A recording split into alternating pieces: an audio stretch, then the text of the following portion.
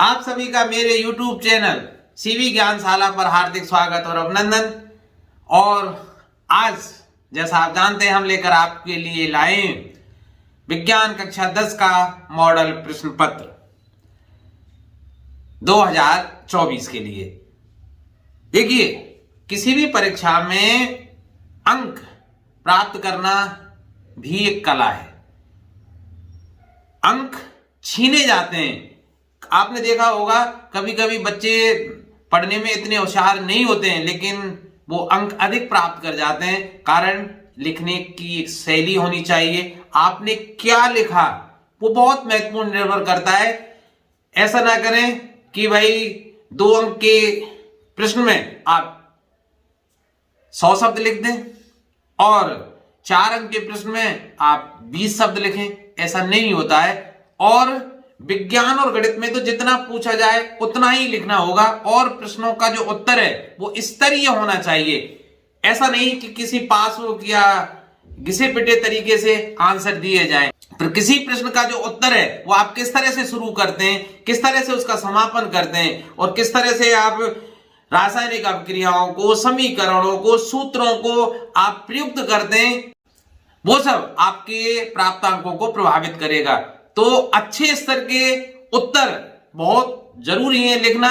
तो मैंने इस वीडियो में आपको बहुत स्तरीय आंसर लिखे हैं। थोड़ा सा हो सकता है वो आपको कठिन जरूर लगे, लेकिन स्तरीय लिखें। कितना लिखना है उसके हिसाब से। और वीडियो आप जब देखेंगे तो देखेंगे कि उत्तरोत्तर जैसे जैसे आप वीडियो में आगे बढ़ते जाएंगे प्रश्नों का स्तर बढ़ता जाएगा।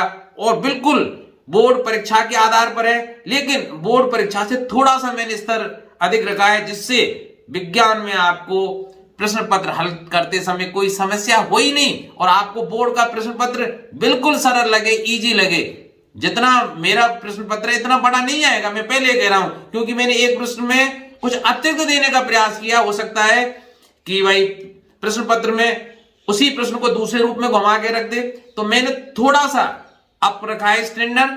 इसलिए आप पूरा वीडियो देखिए और चलतिए। तो चलिए वीडियो की शुरुआत करते हैं पहले प्रश्न के साथ। खंड आ, आप जानते हैं जो पहला प्रश्न होता है वो ऑब्जेक्टिव टाइप का होता है। उसमें 15 प्रश्न होंगे, प्रत्येक 1 अंक का होगा। तो पहला प्रश्न जो आपके प्रथम पाठ से लिया गया है कि लोहा को जिंक से लेपित करने की क्रिया को क्या कहते हैं। आप जानते हैं संक्षारण तो नहीं कहते, क्योंकि संक्षारण तो जंग लगना होता है। जब लोहा या अन्य धातुएं किसी द्रव के संपर्क में आती हैं, मूलतः पानी के संपर्क में आती हैं या नमी के संपर्क में आती हैं, तो उनमें एक भूरी सी परत चढ़ जाती है, जिसे संक्षारण या जंग लगना कहते हैं, गैल्वेनीकरण कहते हैं। लोहे पर जिंक का लेपन कर देते हैं जिससे उसमें जंग ना लगे, संक्षारण से बचाने के लिए। तो इसमें आपका जो विकल्प है वो कौन सा सही हो जाएगा? बी। एसिटिक अम्ल एक दुर्बल अम्ल है, क्यों? तो देखिए, किसी अम्ल या क्षार की प्रबलता किस बात पर निर्भर करती है कि वो जल में कितना आयनित होता है। ठीक है, ऐसे अम्ल जो जल में पूर्णतः आयनित हो जाते हैं प्रबल अम्ल कहलाते हैं। और प्रबल अम्लों में कौन कौन से हैं? जैसे HCl अम्ल है, इसको अगर जलयोजित करेंगे तो वो किस तरह से हो जाएंगे? H++Cl-। इसी तरह H2SO4 है आपका, तो H2SO4 भी किस तरह से आयनित हो जाएगा? 2H++SO4-2। HNO3 भी प्रबल अम्ल है, जो किस तरह से भाई आयनित होता है? H++NO3-। ठीक है, इसमें H+ अम्लों की विशेषता भी होती है कि वो जलयोजित होकर जल में घुलकर H+ आयन देते हैं। ठीक है, लेकिन एसिटिक अम्ल पूर्णतः आयनित नहीं होता, और जब पूर्णतः आयनित नहीं होता है तो वो दुर्बल अम्ल है। सॉरी, तो ऑप्शन सी हो जाएगा, ये कम आयनित होते हैं। ठीक है, इसलिए एसिटिक अम्ल एक दुर्बल अम्ल है। निम्न में से कौन उपधातु है? ऐसे पदार्थ जो धातु और अधातु दोनों के बीच के होते हैं, है ना, अर्थात दोनों के कुछ गुण धातुओं के रखे, कुछ अधातुओं के रखे, तो वे उपधातु कहलाते हैं। लोहा धातु है भाई। ठीक है, Cu धातु है, आपको पता ही निकेल भी धातु है, तो एंटीमनी रह गया फिर उपधातु। तो ऑप्शन डी। निम्न में से कौन आयनिक यौगिक है? आप जानते हैं आयनिक यौगिक कैसे बनते हैं? आयनिक यौगिक कैसे बनते हैं पता है ना? चलिए याद कीजिए परिभाषा को, मैं बता देता हूं कि जब धातु और अधातु परस्पर क्रिया करते हैं तो धातु इलेक्ट्रॉन देते हैं, अधातु उन त्यागे गए इलेक्ट्रॉनों को ग्रहण करते हैं और इलेक्ट्रॉनों के स्थानांतरण के फलस्वरूप जो यौगिक बनते हैं उन्हें आयनिक यौगिक कहते हैं। जैसे आपने पढ़ा होगा, देखिए Na है, इस ये प्लस है, इसके पास एक इलेक्ट्रॉन फालतू है क्योंकि इसका जो इलेक्ट्रॉनिक विन्यास क्या है 2, 8 और 1। Cl इससे संयुक्त करता है, ये माइनस है इसकी संयोजकता एक, क्योंकि ये 2, 8, 7 इलेक्ट्रॉनिक विन्यास है और प्रत्येक तत्व अपना अष्टक पूरा करना चाहता है। तो ये जो सोडियम है वो एक इलेक्ट्रॉन को त्याग करके इसको देगा, तो इसका जो इलेक्ट्रॉनिक विन्यास कितना हो जाएगा 2, 8। और ये क्लोरीन है वो सोडियम के द्वारा दी गई एक इलेक्ट्रॉन को ग्रहण करेगी, तो इसका इलेक्ट्रॉनिक विन्यास भी हो जाएगा 2, 8, 8। ठीक है। प्रत्येक तत्व की क्या विशेषता होती है कि वो अपने बाह्यतम कोश में 8 इलेक्ट्रॉन कर ले, अष्टक पूरा कर ले, और दोनों मिलके क्या बनाएंगे NaCl। तो ये क्या है? आयनिक यौगिक कहलाएगा। ठीक है भाई। तो अब देखिए CH4 आयनिक यौगिक नहीं है, ये नहीं है। CO2 आयनिक यौगिक नहीं है क्योंकि भाई देखिए कार्बन अधातु है, ठीक है, और इसी तरह कार्बन और ऑक्सीजन दोनों अधातु हैं। N और H नहीं है, तो CaCl2 क्योंकि कैल्शियम के पास कितने हैं 2 इलेक्ट्रॉन हैं और Cl का एक तो ये इसके पास 2 है, तो एक तो ये ग्रहण कर लेगा और एक Cl को ये ग्रहण कर लेगा और क्या बनाएगा CaCl2। ठीक है। तो इसमें आयनिक यौगिक कौन सा है? Calcium chloride. मैग्नीशियम पाया जाता है, मैग्नीशियम कहां पाया जाता है? क्लोरोफिल में। बहुत इजी प्रश्न है, आपको पता ही है। लाल रक्त कण गांव में तो होगा ही नहीं, वर्णीय लवक में नहीं, और श्वेत रक्त कण गांव में नहीं। ग्वाइटर अथवा घेंगा पनपता है कहां पता है आपको? यहां हो जाता है, गले में सूजन सी आ जाती है। ये किसके कारण होती है? थायरॉक्सिन हार्मोन की कमी के कारण। देखिए गले में एक अंतःस्रावी ग्रंथि पाई जाती है, ठीक है, थायराइड, और थायराइड से जो हार्मोन निकलता है वो कौन सा होता है? थायरॉक्सिन। और थायरॉक्सिन में क्या होता है? आयोडीन होता है। तो अगर थायरॉक्सिन हार्मोन कम निकलेगा तो आयोडीन की कमी हो जाएगी, जिससे गलगंड या घेंगा या ग्वाइटर जिसे बोलते वो रोग उत्पन्न हो जाता है। तो चीनी की कमी नहीं, रक्त की कमी नहीं, मोटापा नहीं, आयोडीन की कमी। तो ऑप्शन बी हो जाएगा भाई। ऐसे ही मैंने रख दिया इसमें, या तो ये प्रश्न आ जाएगा या ये आ जाएगा कि थायरॉक्सिन का स्राव कहां से होता है? कहां से होता है? थायरॉक्सिन का थायराइड से। आप मैंने प्रश्न रखा है बड़े प्रश्नों में कि हमारी अंतःस्रावी ग्रंथियां कौन कौन सी और उनसे कौन कौन से हार्मोन स्रावित होते हैं। ठीक है, आगे जाके देख लेंगे। मानव मादा के जनन तंत्र का भाग नहीं है। तो देखिए अंडाशय तो मानव, तुमने चित्र याद कर लेना इसका भी, या तो नर जनन तंत्र का आता है या मादा जनन तंत्र का आता है। तो इस साल शायद नर जनन तंत्र आ जाए, पर मादा जनन तंत्र के भागों को आपसे पूछ सकता है। तो देखिए अंडाशय अंडाशय मादा जनन तंत्र का भाग है, गर्भाशय है, डिंब वाहिनी है। तो शुक्र वाहिका क्या होती है? वृषण में होती है, नर जनन तंत्र में। तो मादा जनन तंत्र का भाग कौन सा नहीं है भाई? शुक्र वाहिका, क्योंकि ये कहां पाई जाती है? नर जनन तंत्र में। द्वैसंकर क्रॉस के फलस्वरूप उत्पन्न पौधों का फिनोटाइप अनुपात था। आपको पता ही है, जब मेंडल ने 2 जोड़ी विपरीत लक्षणों से युक्त पादपों के मध्य संकरण कराया तो कितना फिनोटाइप अनुपात प्राप्त हुआ था? 9:3:3:1। तो option B will be correct one. अवतल लेंस की क्षमता होती है, क्षमता का सूत्र आपको पता ही है, P = 1/f, अर्थात फोकस दूरी की व्युत्क्रम को किसी लेंस की क्षमता कहते हैं। और फोकस दूरी अगर मीटर में हो तो क्षमता का मात्रक क्या होता है? डायप्टर।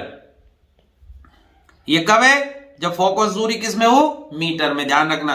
अब देखो अवतल लेंस की फोकस दूरी कैसी होती है, क्योंकि फोकस दूरी पे तो निर्भर करेगी क्षमता। क्षमता का ऋणात्मक या धनात्मक होना किस पे निर्भर करेगा? फोकस दूरी।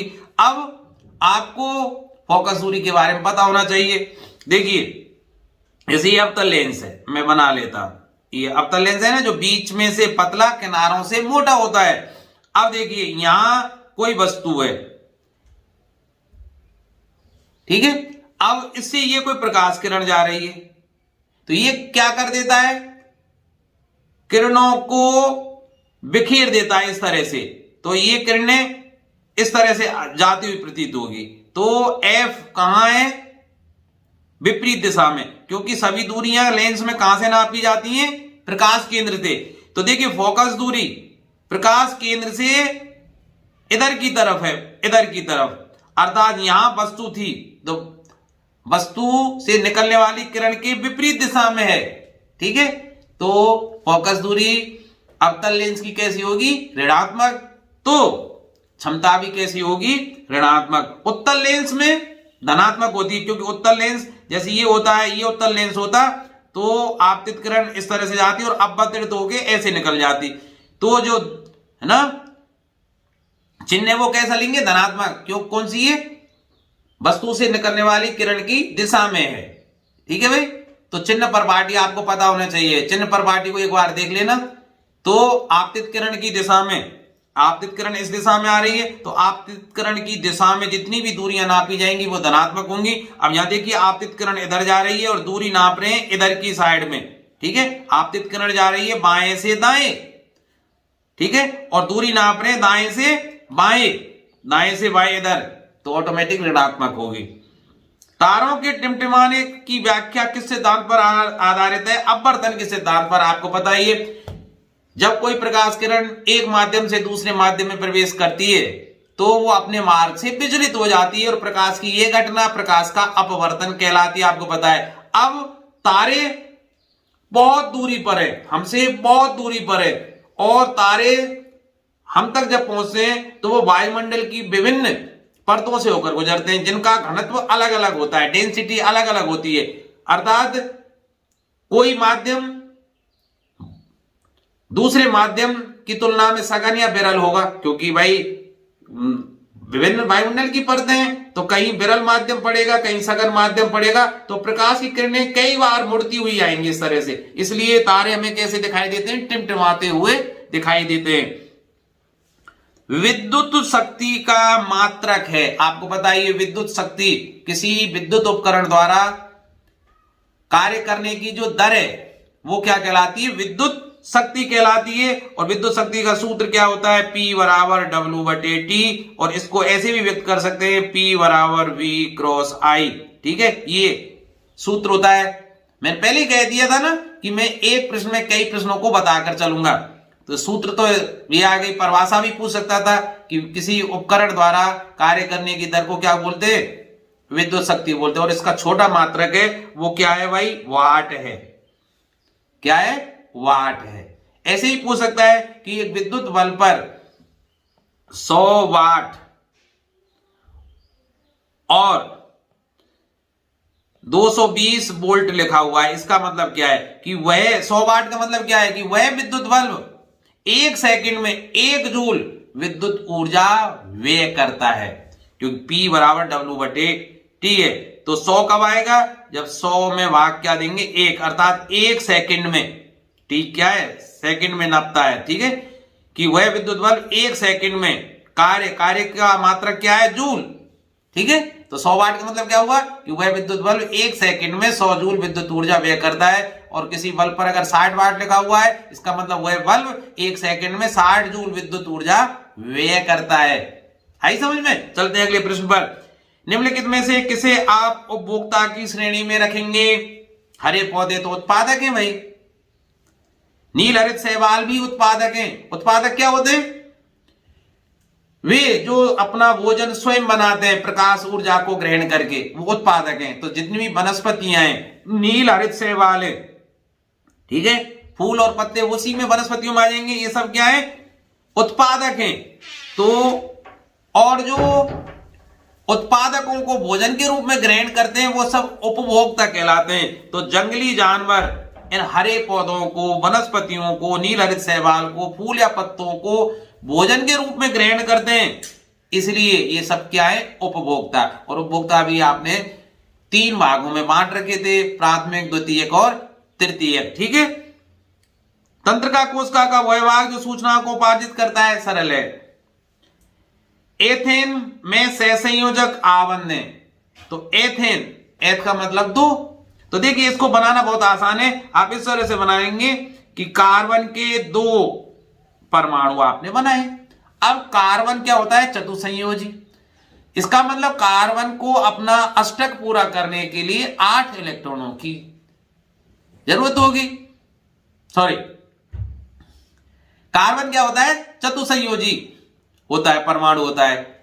अर्थात इसके बाह्यतम कोश में 4 इलेक्ट्रॉन है, क्योंकि इसका जो परमाणु क्रमांक कितना है? 6। तो 2 और 4। अब कार्बन के एक परमाणु को अपना अष्टक पूरा करने के लिए 4 और इलेक्ट्रॉन की जरूरत है। तो देखिए एक एक का तो दोनों कार्बन परमाणुओं ने साझा कर लिया।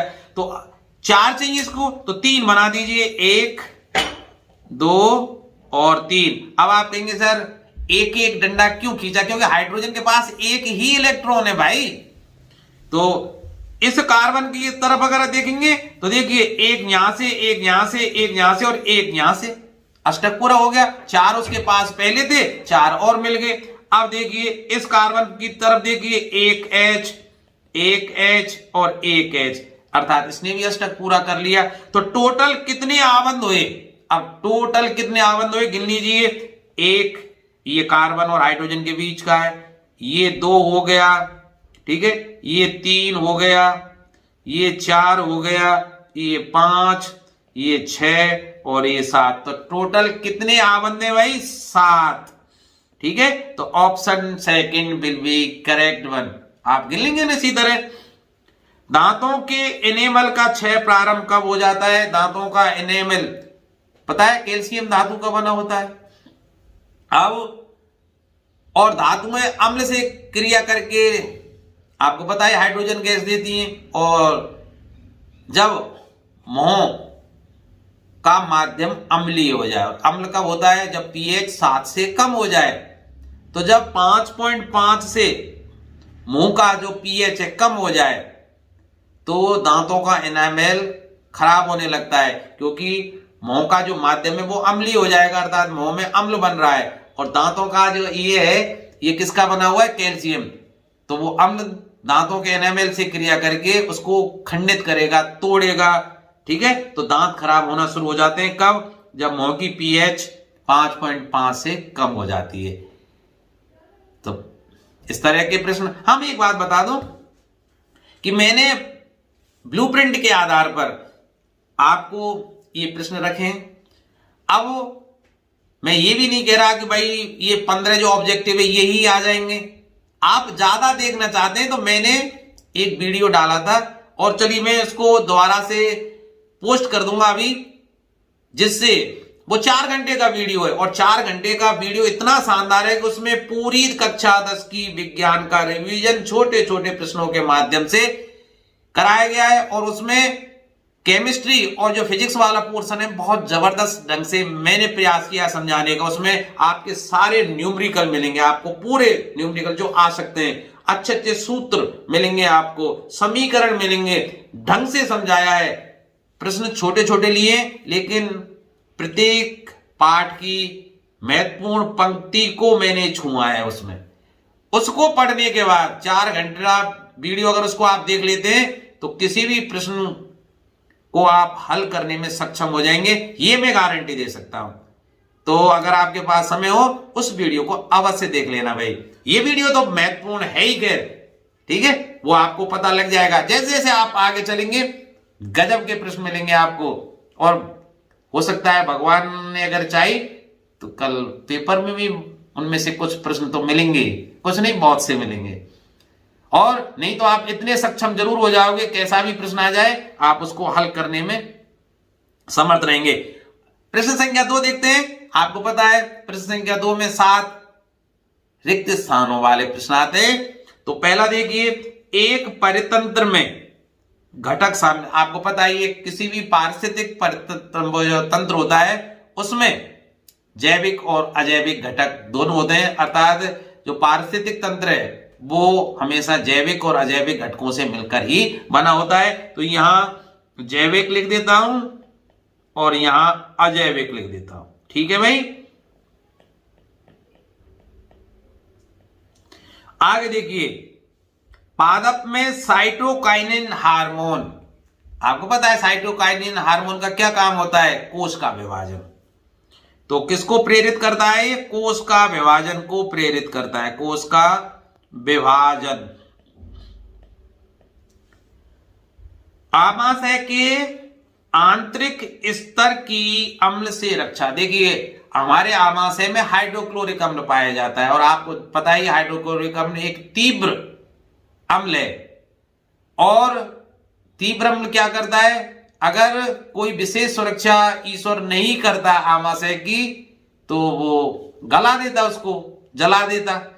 तो आमाशय की जो परत होती है उस पर एक श्लेष्मा झिल्ली छड़ी होती है। कौन सी? श्लेष्मा, जो आमाशय को अम्ल के संपर्क में आने से रोकती है। और अगर किसी व्यक्ति के ज्यादा एसिड बढ़ने लग जाए या कोई ऐसी कमी आ जाए तो श्लेष्मा झिल्ली अगर जल जाए, वहां से हट जाए, तो पेट में भयंकर छाले हो जाते हैं, अल्सर हो जाते हैं और फिर कुछ भी हो सकता है। तो कौन सी? श्लेष्मा झिल्ली, श्लेष्मा झिल्ली करती है। धातु तथा अधातु में इलेक्ट्रॉनों के स्थानांतरण से बने यौगिक को आयनिक यौगिक कहते हैं। अभी थोड़ी देर में पहले बताया था, स्थानांतरण या साझा, कुछ भी कह सकते, स्थानांतरण कहें या साझे, कुछ भी लिख दीजिए। H+ आयन के ऋणात्मक लघुगणक को क्या बोलते हैं? पीएच। क्या बोलते हैं? पीएच। आपको पता है किसी भी पदार्थ की अम्लीयता या क्षारीयता का पता लगाने के लिए एक विशेष पैमाना होता है जिसे पीएच स्केल बोलते हैं। इसमें 7 को उदासीन बिंदु माना जाता है, अर्थात किसी पदार्थ का अगर पीएच 7 है तो वो ना अम्लीय ना क्षारीय। और अगर किसी पदार्थ की पीएच 7 से ज्यादा है तो वो क्या होगा? क्षारीय होगा, और 7 से कम है तो वो अम्लीय होगा। पैमाना इस तरह से होता है, इसका जो हाई पॉइंट होता है 14 होता है और लोएस्ट पॉइंट होता है 0, ठीक है। और बीच में होता है 7 को मानते हैं उदासीन। तो इधर जाने पर तो क्षारीयता बढ़ेगी भाई, और इधर आने पर 7 से 0 की तरफ चलेंगे तो अम्लीयता बढ़ेगी, ठीक है। जैसे किसी पदार्थ की पीएच अगर 9 है तो वो क्षारीय होगा, और किसी पदार्थ की पीएच अगर 4 है तो वो क्या होगा? अम्लीय होगा। और 14 है तो पूर्ण क्षार, प्रबल क्षार होगा, और अगर 0 है तो प्रबल अम्ल होगा, ठीक। 200 वोल्ट का विभवांतर 100, ये टाइपिंग मिस्टेक हो जाती है भाई, सॉरी। 100 ओम के प्रतिरोध तार पर लगाने से प्रतिरोध में प्रवाहित धारा का मान कितना होगा? तो देखिए क्या दिया हुआ है प्रश्न में, 200 वोल्ट का तो विभवांतर है, इसका मतलब V बराबर 200 वोल्ट है भाई। प्रतिरोध कितना है? R 100 ओम है। अब ओम का नियम क्या कहता है? V बराबर IR। मुझे प्रवाहित धारा चाहिए उस प्रतिरोध में, तो देखिए I का मान कैसे निकालूंगा? I बराबर क्या हो जाएगा? V बटे R, और V का मान कितना है? 200, R का मान कितना है? 100, तो ये हो जाएगा 2। अब I धारा, और धारा का मात्रक क्या है? एम्पियर, तो आंसर आ जाएगा 2 एम्पियर, ठीक है। तो यहां 2 एम्पियर रख देंगे भाई। अब चलिए 7वां प्रश्न देखिए, कांच का अपवर्तनांक 1.5 है। आपको पता है ये कांच का अपवर्तनांक 1.5, पानी का 1.33, हीरे का सबसे ज्यादा होता है 2.42।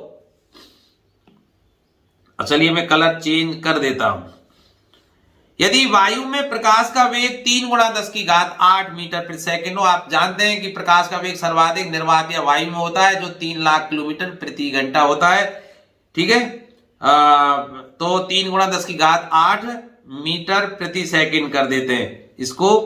ठीक है, तो कांच में प्रकाश का वेग होगा, अब आप जानते हैं कि अपवर्तनांक म्यू, अपवर्तनांक को म्यू से व्यक्त करते हैं, आपकी किताब में एन से व्यक्त कर रखा है। म्यू बराबर क्या होता है, कांच का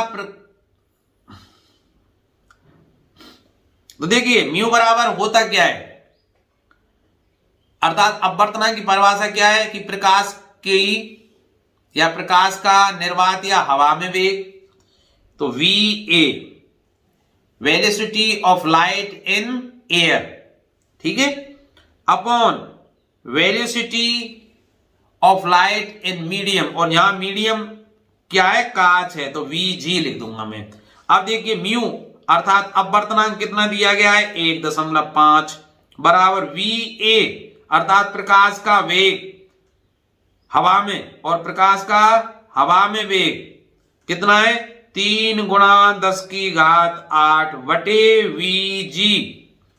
वी जी का मतलब कांच में वेग प्रकाश का, और इसी को पूछ रहा है, तो देखिए बजगुणा कीजिए, वी जी का गुणा 1.5 से बराबर हो जाएगा 3 गुणा 10 की घात 8, तो वी जी बराबर क्या हो जाएगा 3 गुणा 10 की घात 8 बटे 1.5, 1.5 दूनी 3 अर्थात 2 गुणा 10 की घात 8 मीटर प्रति सेकंड, ये होगा प्रकाश का कांच में वेग। ठीक है, तो यहां आंसर में क्या लिखेंगे 2 गुणा 10 की घात 8 मीटर प्रति सेकंड। ठीक भाई, अब आप ये भी जानते तो आप सब कुछ हैं, 3 पेपर दे चुके हैं कि प्रश्न संख्या 3 अति लघुत्तरात्मक प्रश्नों वाला प्रश्न होता है जिसमें आपको उत्तर या तो एक शब्द में या 20 से 30 या 10 से 20 शब्दों में देना होता है, या अधिकतम एक पंक्ति में देना होता है, और 10 प्रश्न आपके लिए आएंगे, प्रत्येक प्रश्न 1 अंक का होगा। ठीक है, तो मैंने लिख भी दिया है 10 into 1 अर्थात 10 प्रश्न है, प्रत्येक 1 अंक का, टोटल 10 अंक आपको मिल जाएंगे। तो पहला प्रश्न देखिए, सोडियम हाइड्रोजन कार्बोनेट जिसे बेकिंग सोडा खाने का सोडा बोलते हैं, और इसका सूत्र क्या है NaSCO3। ये भी पूछ सकता है सोडियम हाइड्रोजन कार्बोनेट या खाने के सोडा का रासायनिक सूत्र क्या है NaHCO3, सोडियम हाइड्रोजन कार्बोनेट या सोडियम बाइकार्बोनेट भी इसको बोलते हैं। ठीक है, कि 2 उपयोग पूछ रहा है, मैंने जानबूझ के 2 एक ही पूछेगा इसमें, वैसे ना 1 नंबर का आता है तो 1 पूछेगा, मैंने 2, चलिए हो सकता है आगे बड़े प्रश्नों में इसको पूछ ले। तो देखिए 2 उपयोग कौन कौन से, अग्निशामक यंत्रों में इसका प्रयोग किया जाता है, अग्निशामक यंत्रों में, आग बुझाने वाले यंत्रों में किया जाता है भाई, उसमें एक लगी होती है ट्यूब, आपको पता है कि जब उसको प्रयोग करने से पहले जमीन पर दे के मारते हैं, जमीन पर देने से क्या होता है कि अंदर एक जगह अम्ल भरा हुआ होता है हाइड्रोक्लोरिक अम्ल या सल्फ्यूरिक अम्ल, और दूसरी जगह सोडियम बाइकार्बोनेट या सोडियम हाइड्रोजन कार्बोनेट भरा होता है, जिससे वो दोनों के बीच की दीवार टूट जाती है और दोनों सोडियम बाइकार्बोनेट और अम्ल क्रिया करके क्या बनाते हैं कार्बन डाइऑक्साइड बनाते हैं। तो देखिए अग्निशामक यंत्रों में, आग बुझाने वाले यंत्रों में इसका प्रयोग किया जाता है। दूसरा ये एंटासिड जो है ना, इनो जैसे फ्रूट साल्ट बनाने में काम आता है। आपकी जितने भी कोल्ड ड्रिंक्स बनती हैं उन सब में सोडियम बाइकार्बोनेट का प्रयोग किया जाता है। खाने का सोडा है इसलिए जहां पानी कठोर है तो सब्जी बनाने के लिए, दाल आदि बनाते हैं ना, तब खाने का सोडा उसमें मिलाते हैं। आपकी जो गुपचुप है या टिकिया है उनको फुलाने में सोडियम बाइकार्बोनेट का प्रयोग किया जाता है। इसके अनेक उपयोग है भाई, पेट की अम्लता को उदासीन करने में काम आता है, मैंने बताया ना। समजातीय श्रेणी किसे कहते हैं, पार्ट 4 में कार्बन वाले चैप्टर से है भाई। कार्बन के यौगिकों का एक ऐसा समूह होता है जिसकी संरचनाएं तथा रासायनिक गुण है भाई समरूप होते हैं, तथा 2 क्रमागत सदस्यों के बीच CH2 का अंतर होता है। कितने का अंतर होता है, CH2 का अंतर होता है, उन्हें समजातीय श्रेणी कहते हैं। ठीक है भाई, जैसे आपको सूत्र पता है, ये मेथेन का है, एथेन का निकालने के लिए इसमें CH2 और जोड़ दीजिए। क्या जोड़ दें? CH2। इसमें CH2 जोड़ेंगे तो देखिए CH2, तो जोड़ के नहीं देखना कितना है, C के कितने हो गए 2, हाइड्रोजन के 6। अगली इसका श्रेणी वाला निकालना है, मान लीजिए ये एथेन है, प्रोपेन का आपको निकालना है तो CH2 और जोड़ दीजिए तो क्या हो जाएगा C3H8। ठीक है, तो दो क्रमिक ना सजातीय यौगिकों में कितने का अंतर होता है? CH2 का होता है। ठीक है, जैसे ये बताया CH4 C2H6 C3H8, तो दो क्रमागत सदस्यों के बीच हमेशा किसका अंतर होता है? CH2 का। अवतल दर्पण के मुख्य फोकस की परिभाषा लिखिए।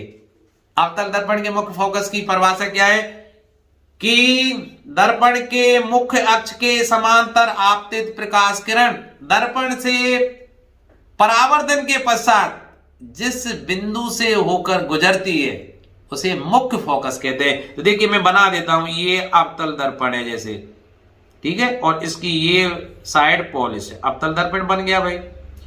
ये इसका मुख्य अक्ष हुआ। अब कोई प्रकाश किरण है इस तरह से मुख्य अक्ष के समांतर है भाई, ठीक है। अब ये दर्पण से क्या होगी? परावर्तित, टकरा के लौटेगी। तो टकरा के लौटने के पश्चात ये जिस बिंदु से होकर गुजरेगी, ये यहां से होकर गुजरी इस तरह से, यहां से होकर गुजरी है तो ये F होगा, मुख्य फोकस होगा। तो मैंने परिभाषा लिख दी है कि दर्पण के मुख्य अक्ष पर स्थित ऐसा बिंदु, मुख्य अक्ष पर ही तो है ये बिंदु F, जहां पर दर्पण के मुख्य अक्ष के समांतर आने वाली प्रकाश किरणें परावर्तन के पश्चात मिलती हैं, अवतल दर्पण का मुख्य फोकस कहलाता है और इसे कैपिटल F से व्यक्त करते हैं। ठीक है भाई, स्मॉल f से क्या व्यक्त करते हैं? फोकस दूरी, ध्यान रखना। अथवा ऐसे भी प्रश्न पूछ सकता था कि उस दर्पण का नाम बताइए जो बिंब का सीधा और आवर्धित प्रतिबिंब बना सके, उस दर्पण का नाम बताइए। अब देखिए आप कहेंगे सर यहां बात फंस रही है, क्योंकि सीधा प्रतिबिंब में तो उत्तल दर्पण भी बनाता है, लेकिन उत्तल दर्पण से जब प्रतिबिंब प्राप्त होता है बंधु वो छोटा होता है। और प्रश्न में क्या है यहां देखिए, प्रश्न में क्या है यहां? आवर्धित। आवर्धित का मतलब वस्तु से बड़ा प्रतिबिंब, तो वो किस में प्राप्त होता है? अवतल दर्पण से। और कब प्राप्त होता है? जब अवतल दर्पण से 5 स्थितियों में, तो प्रतिबिंब हमेशा कैसे बनता है? उल्टा, ठीक है, उल्टा बनता है। और कैसा बनता है? वास्तविक बनता है। यहां सीधा भी चाहिए और बड़ा भी चाहिए, तो इसके लिए वस्तु को कहां रखा जाता है? देखिए मैं बता देता हूं। जैसे ये है अवतल दर्पण आपका बना, ठीक है, ये अवतल दर्पण हुआ। ये अब देखिए वस्तु को कहां रखा जाएगा? ये मान लीजिए F है, ये इसका पोल, पोल का मतलब ध्रुव, ठीक है। तो अब वस्तु को अगर F और P के मध्य रखा जाए, यहां रखा जाए, तो एक प्रकाश किरण तो इस तरह से जाएगी, और ये परावर्तन के वजह, चलिए मैं इसको चेंज कर देता हूं कलर को, और तो देखिए अब ये जो प्रकाश किरण है ये तो आपको पता है मुख्य अक्ष के समांतर जा रही है, और मुख्य अक्ष के समांतर आने वाली प्रकाश किरण तो भैया परावर्तन के पश्चात F से होकर गुजरेगी, तो ये तो F से होकर गुजर गई। एक प्रकाश किरण जाएगी P पर आ गई, और ये जितने कोण पर आई है उतने कोण से चली जाएगी, तो ये इस तरह से चली जाएगी भाई, चली गई, ये इस तरह से और ये इस तरह से, ठीक है भाई। अब इधर तो ये नहीं मिल रही है, नहीं मिल रही है, क्योंकि इधर की साइड तो नहीं मिल रही है, तो इनको पीछे की तरफ हटाइए। तो पीछे की तरफ अगर हटाएंगे तो इस तरह से देखिए, और इसको यहां, तो यहां बना ये प्रतिबिंब, तो ये प्रतिबिंब बना भाई, ठीक है। तो ये कैसा प्रतिबिंब है? वस्तु से बड़ा है और सीधा है, ठीक है। तो अवतल दर्पण ही इसका आंसर होगा। चिंता ना करें, आपको अगर ये ढंग से समझ में नहीं आए, आप सब्र रखें, धैर्य रखें। मैंने एक प्रश्न रखा है जिसमें से अवतल दर्पण से प्रतिबिंब बनने की पूरी 6 की 6 स्थितियों को ढंग से समझाया है। आगे सब्र रखिए, धैर्य रखिए, वीडियो को पूरा देखिए, एक बार में देखिए। और हाँ, चैनल को सब्सक्राइब नहीं किया है तो यार लगे हाथ सब्सक्राइब कर दीजिए, सब्सक्राइबर है ही नहीं। और कमेंट तो आप लोग बहुत कम करते हो। एक दो बच्चे हैं जो नियमित रूप से कमेंट करते हैं, मुझे थोड़ा प्रोत्साहन मिलता है यार ये एक वीडियो को बनाने में। आप विश्वास नहीं करेंगे, 4 दिन से मैं लगातार लगा हुआ हूं और कम से कम 50 से 60 घंटे लग गए होंगे एक दिन। रोजाना मैं 10 से 10 घंटे लगभग काम कर रहा हूं स्कूल से आने के बाद, और रोजाना 12-1 बज जाते हैं। बहुत मेहनत का काम है भाई, इतना आसान नहीं होता। अच्छा कंटेंट जुटाना, अच्छे अच्छे प्रश्नों का संकलन करना, फिर उनका उत्तर लिखना, क्योंकि उत्तर में अगर साथ साथ लिखूं तो ये वीडियो ही 8 से 10 घंटे का बन जाएगा। समझाऊं फिर उत्तर लिखूं, तो उत्तर में लिख कर रखता हूं क्योंकि कम समय में ज्यादा आपको दे सकूं कुछ, इसलिए प्रश्नों के उत्तर लिखने पड़ते हैं। और आपको पता है उत्तर लिखना सबसे कठिन काम है भाई।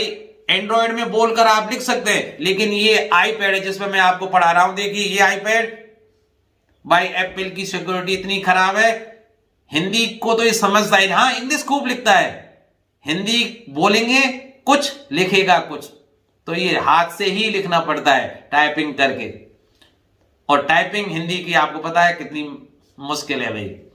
चलिए कोई बात नहीं, अगला प्रश्न देखते हैं। यदि कोई महिला कॉपर टी का प्रयोग कर रही है, आप जानते हैं कॉपर टी, नहीं जानते होंगे अभी, ठीक है भाई। कॉपर टी क्या है? गर्भ निरोधक है ना। अगर संतान नहीं चाहिए तो कुछ गर्भ निरोधकों का प्रयोग करते हैं, तो ऐसे ही एक डिवाइस आती है जो महिला में के गर्भाशय में लगाई जाती है जिससे वो गर्भ धारण ना करे। तो यदि कोई महिला कॉपर टी का प्रयोग कर रही है तो क्या यह उसकी यौन संचालित रोगों से रक्षा करेगा? नहीं करेगा, क्योंकि कॉपर टी केवल गर्भाधान से बचाती है। अब आप कहेंगे सर ऐसा प्रश्न क्यों रखा है? क्योंकि इस पाठ में क्या दिया गया है कि 1 नंबर का जो प्रश्न आना है वो आपके ज्ञान उपयोग के आधार पर है। तो ज्ञान, तो मुझे ऐसा लगा कि ऐसा प्रश्न हो सकता है, ठीक है। तो आंसर लिख दिया है, यदि कोई महिला कॉपर टी का प्रयोग कर रही है तो उसकी यौन संचारित रोगों से कोई सुरक्षा नहीं होगी, क्योंकि कॉपर टी मात्र गर्भधारण को रोकने का एक साधन है, ठीक है भाई। कौन सी धातु आसानी से संक्षारित नहीं होती, अर्थात ऐसी धातु जिस पर आसानी से जंग नहीं लगती, और वो कौन सी है? सोना और चांदी है भाई।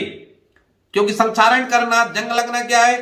जब कोई धातु जल अथवा अम्लों से संपर्क में आती है या नमी के संपर्क में आती है तो उन पर जंग लग जाती है, संक्षारित। देखिए वे धातुएं जो वायु, जल और अम्लों से अपक्रिया नहीं करती, वे शीघ्रता से संक्षारित नहीं होती। संक्षारित का मतलब नष्ट नहीं होती, ठीक है। जैसे सोना और प्लेटिनम, ठीक है, ये आसानी से क्रिया नहीं करती। तो सोना और प्लेटिनम आप याद कर लेना। मस्तिष्क का कौन सा भाग शरीर की स्थिति और संतुलन का अनुरक्षण करता है? ठीक है, शरीर की स्थिति और संतुलन का अनुरक्षण करता है। कौन सा करता है?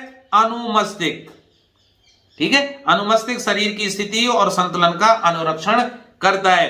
अब देखिए, एक गोलीय दर्पण की वक्रता त्रिज्या 20 सेंटीमीटर है, उसकी फोकस दूरी क्या होगी?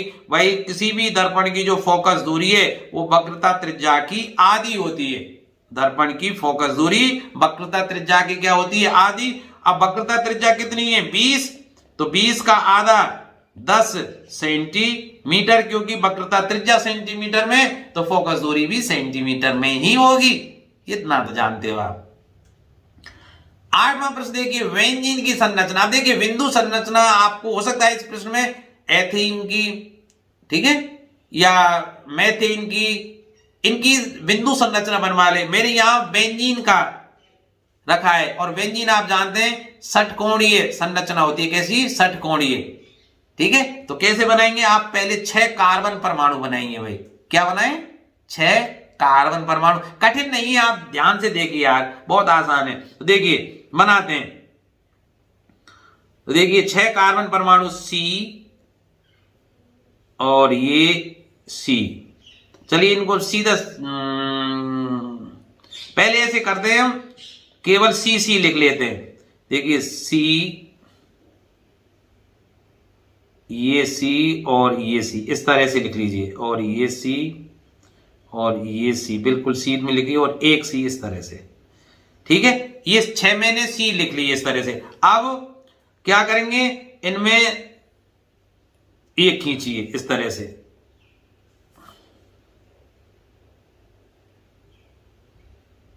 सीधे बॉन्ड बना, और ये इस तरह से और ये इस तरह से, ठीक है भाई, बन गया ना।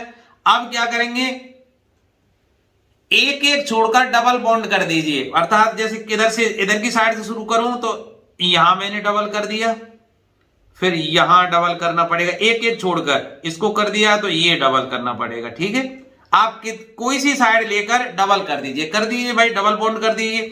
और अब जो शेष बचे हैं उनके साथ एक एक हाइड्रोजन जोड़ दीजिए, ये जोड़ दिया, इसके साथ H बनाएंगे, इसके साथ ये H, ये एक एक सिंगल बॉन्ड लगा दिया, और इसके साथ क्या लगा देंगे, H।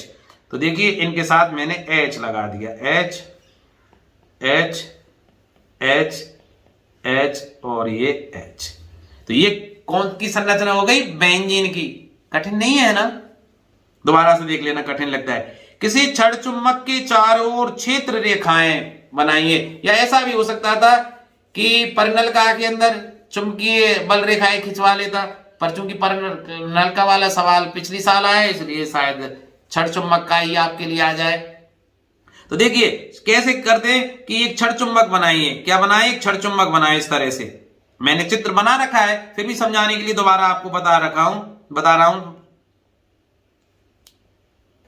ठीक है, ये छड़ चुंबक बन गई भाई।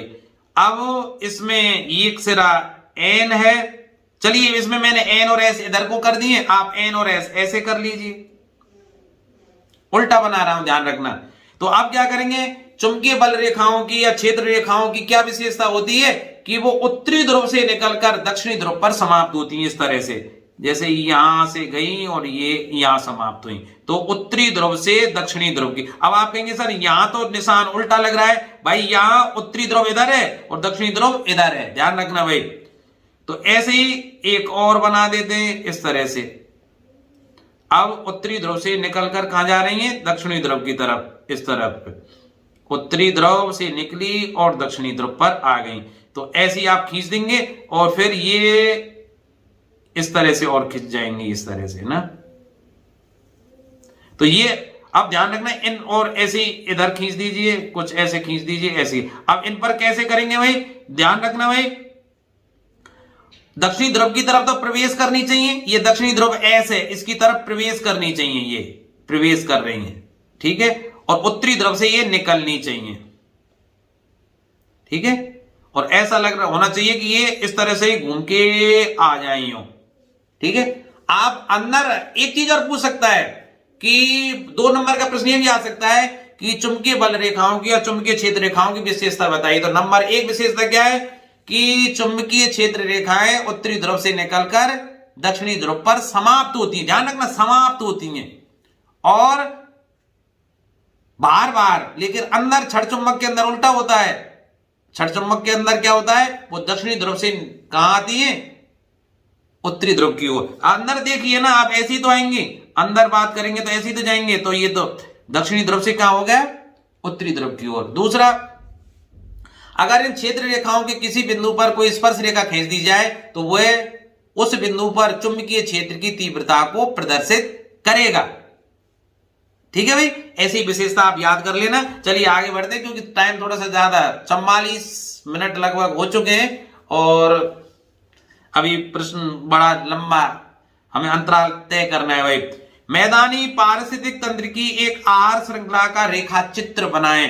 तो देखिए आर श्रृंखला क्या है, आप जानते हैं कि विश्व की समस्त ऊर्जा का जो आधार है वो सूर्य है। सूर्य की ऊर्जा को भोजन के रूप में कौन ग्रहण करते हैं, पादप वनस्पति, जिनको उत्पादक बोलते हैं। तो ये सूर्य है, ये समस्त ऊर्जा का आधार है भाई। इनकी ऊर्जा को कौन ग्रहण कर रहे हैं, ये पादप है भाई। और इनको क्या बोलते हैं, उत्पादक बोलते हैं। अब इन उत्पादकों को जो भोजन के रूप में ग्रहण करेंगे वो प्राथमिक उपभोक्ता कहलाएंगे, ठीक है। इनको क्या कहलाएंगे, प्राथमिक उपभोक्ता कहलाएंगे भाई। ये प्राथमिक उपभोक्ता है, जैसे कोई कीट है जो घास पर पाया जाता है, ग्रास पर, ठीक है। अब ये प्राथमिक उपभोक्ता, इसको मेढक अगर खा रहा है तो मेढक क्या होगा, द्वितीयक उपभोक्ता। मेढक को भी खाने वाले हैं सर्प, ये तृतीयक उपभोक्ता है। और फिर सर्प को भी खाने वाला है कौन है भाई, बाज, तो ये सर्वोच्च उपभोक्ता हो गया। और बाज को भी समाप्त करने वाले हैं अपघटक। बाज जब मर जाएगा तो अपघटक जो है इसको भी चट कर जाएंगे। अर्थात अब घटकों को क्या बोला जाता है? प्रकृति के सफाई कर्मी कहा जाता है। ठीक है, ये किस चैप्टर से? हमारा पर्यावरण। ठीक है, अब आ जाते हैं खंड बा। ठीक है, आप जानते हैं खंड बा का प्रत्येक प्रश्न 2 अंक का होता है और प्रश्न संख्या 4 से हम करते हैं इसकी शुरुआत। तो पहला प्रश्न जो है खंड बा का चौथा प्रश्न, 2 ऑक्सीकारक पदार्थों के नाम लिखिए। एथेनॉल को एथेनोइक अम्ल में परिवर्तित करने वाली रासायनिक क्रिया का समीकरण लिखिए। तो सबसे पहले जान लेते हैं ऑक्सीकारक पदार्थ किसे कहते हैं। तो भाई कुछ पदार्थों में दूसरे पदार्थों को ऑक्सीजन देने की क्षमता होती है, इसी कारण ऐसे पदार्थों को ऑक्सीकारक कहा जाता है। अब उनमें सर्वप्रथम नाम आता है पोटेशियम परमैंगनेट और दूसरा होता है पोटेशियम डाइक्रोमेट। ठीक है, अब चलो नाम लिख देता हूं। एक तो क्षारीय अवस्था में क्षारीय potassium permanganate, potassium permanganate permanganate, और दूसरा क्या है भाई? अम्लीय पोटेशियम डाइक्रोमेट डाइक्रोमेट। ठीक है, सूत्र लिख देता हूं। KMnO4, के बड़ा है, M capital, N small, O। ठीक है, और पोटेशियम डाइक्रोमेट का है K2Cr2O7। ठीक है, अब चलते हैं दूसरी बात पर कि एथेनॉल को एथेनोइक अम्ल में परिवर्तित करने वाली रासायनिक क्रिया का समीकरण हमें लिखना है। तो देखिए कुछ पदार्थ ऐसे होते हैं जो उत्प्रेरक के रूप में कार्य करते हैं, और आप जानते हैं उत्प्रेरक किसे कहते हैं? ऐसे पदार्थ जो रासायनिक अपक्रिया में स्वयं भाग ना लें लेकिन अपक्रिया को परिवर्तित कर देते हैं। अब हम बात करते हैं कि पोटेशियम परमैंगनेट और पोटेशियम डाइक्रोमेट क्या करेंगे इस अपक्रिया में। ठीक है, क्योंकि हमें एथेनॉल को एथेनोइक अम्ल में परिवर्तित करना है तो इससे संबंधित होना चाहिए, कुछ ऐसा सोचते हैं। तो भाई ये दोनों क्षारीय KMnO4 या अम्लीय K2Cr2O7 दोनों ही क्या करते हैं? एल्कोहल को अम्लों में परिवर्तित कर देते हैं। एल्कोहल को क्या कर देते हैं? अम्लों में परिवर्तित कर देते हैं। तो देखिए मैं थोड़ा सा कलर चेंज और कर लेता हूं क्योंकि इससे संतुष्ट नहीं हूं। चलिए ये ठीक है। तो अब देखिए एथिल एल्कोहल का सूत्र ले लेते हैं, या एथेनॉल जिसको बोलते हैं, CH3CH2OH। ठीक है भाई, CH3CH2OH। अब इसको ठीक है या तो हम इस्तेमाल कर लें क्षारीय KMnO4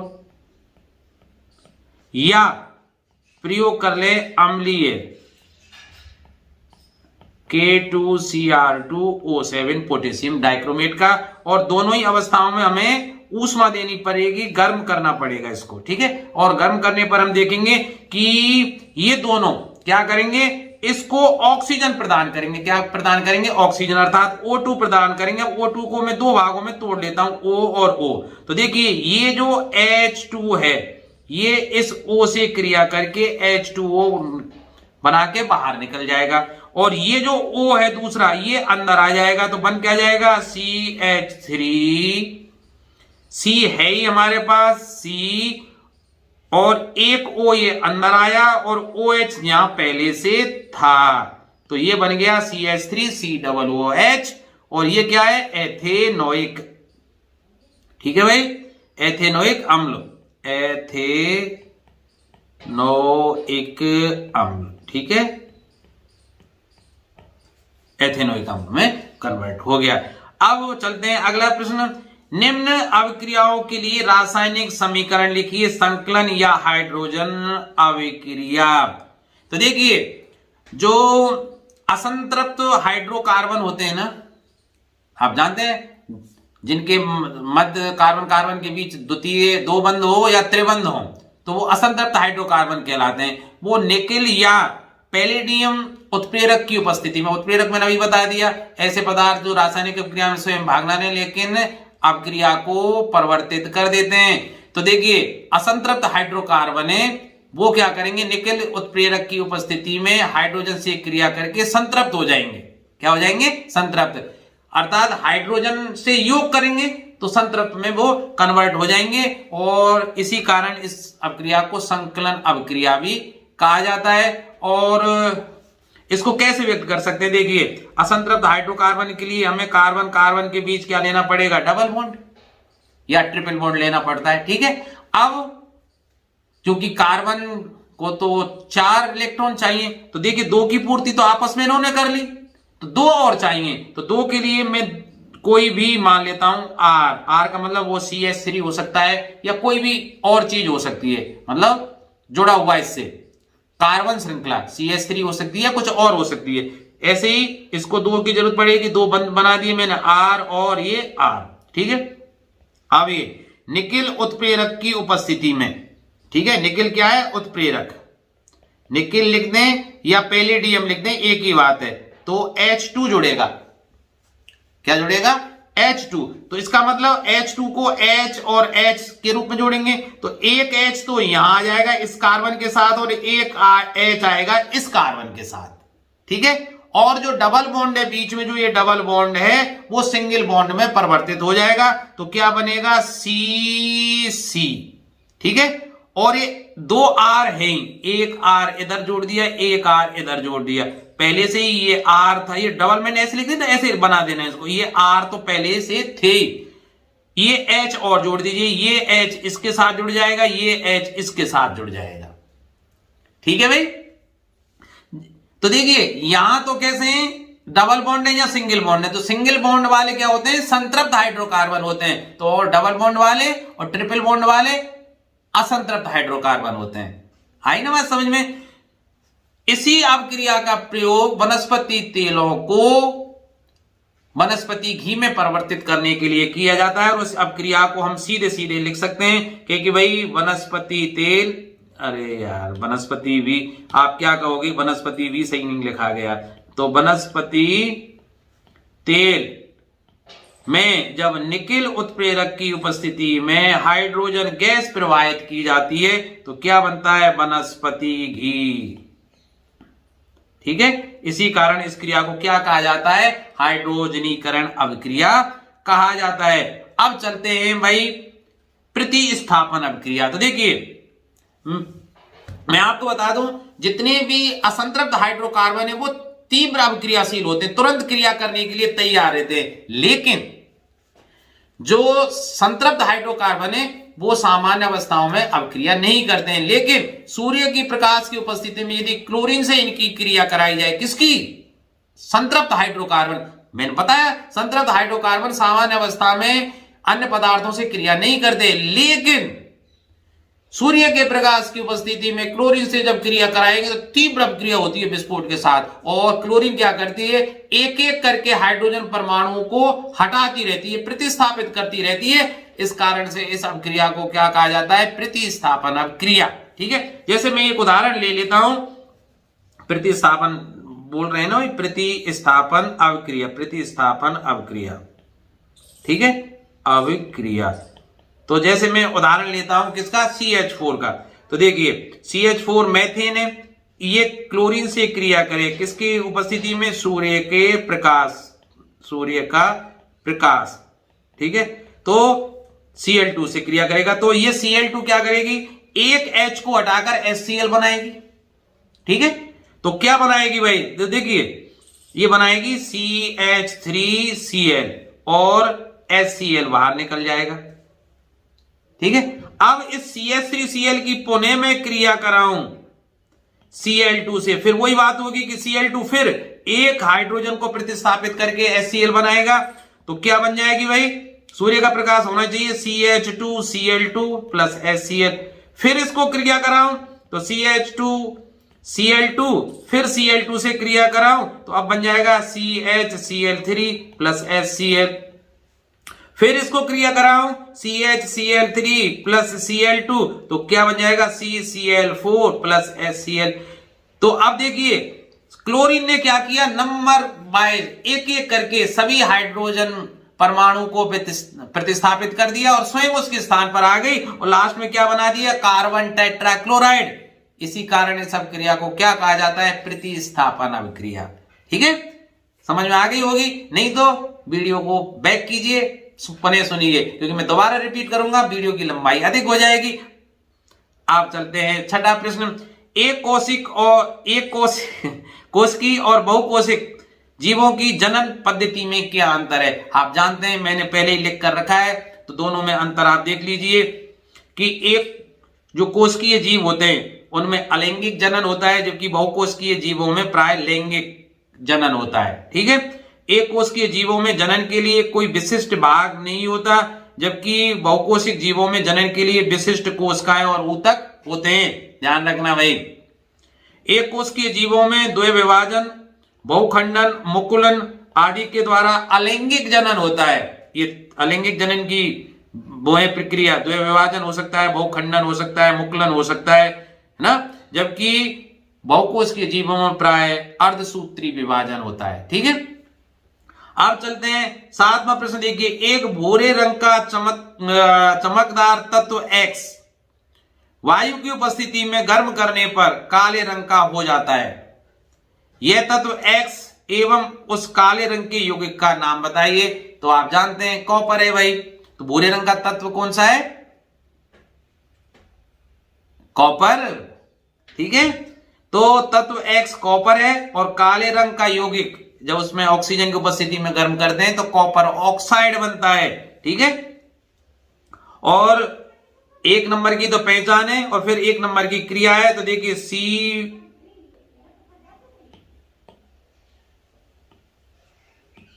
Cu copper plus oxygen से क्रिया करके, ठीक है, गर्म करने पर क्या बनेगा? Copper oxide CuO। तो देखिए दो ऑक्सीजन के हैं, दो यहां कर लिया, और कॉपर के दो है तो यहां कॉपर का। ठीक है, इसको क्या बोलेंगे? क्यूप्रिक ऑक्साइड, क्योंकि कॉपर दो संयोजकताएं दर्शाता है, एक और दो। ठीक है, तो कम वाली के साथ अस लगाते हैं, ज्यादा वाली के साथ इक लगाते हैं, तो ज्यादा वाली है इसलिए इसको क्या बोलेंगे? क्यूप्रिक ऑक्साइड, जो काले रंग का है। ठीक है, समझ में आ गई होगी। आठवां प्रश्न, आपको या तो नर जननांग का चित्र आएगा या पुरुष जननांग का चित्र आएगा। तो यहां नर जननांग का, क्योंकि मादा जननांग का जो चित्र है वो पिछली साल आ गया था, अब के नर जननांग का चित्र आ सकता है। तो देखिए भाई, पुरुष जननांग का चित्र यहां दिया गया है। देखने में इसके कौन कौन से भाग है? ये मूत्राशय, मूत्र वाहिनी, ठीक है, प्रोस्टेट ग्रंथि, मूत्र मार्ग, अधिवृषण, है ना। ये तो आप इस चित्र को ढंग से और देख लेना भाई।